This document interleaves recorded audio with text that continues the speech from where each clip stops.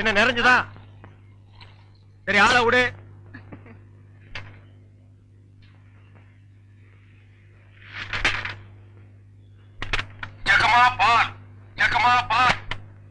வர வர நீ என் பேரை வாயை திறந்து கூப்பிடுறது இல்ல, ரேடியோ தான் கூப்பிடுது.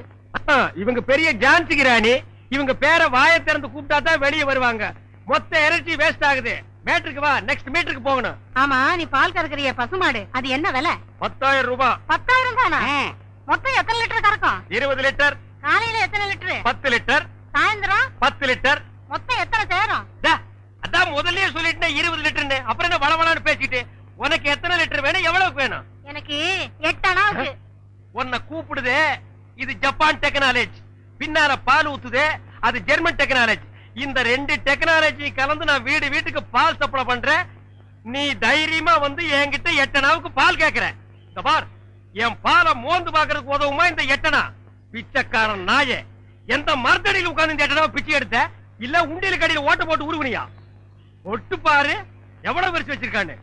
இங்க நின்ன இடிச்சு தள்ளிடுவோம்பா. உன் புருஷன் பேர் என்ன? கோடீஸ்வரன். அந்த நாய் காலையில செருப்படி 5 விழும்னு சொல்லி வை. அவனுக்கெல்லாம் காபி கேக்குதா? அந்த வாயை போட்டு மண்ணில் வச்சு தேய்ச்சு விடு.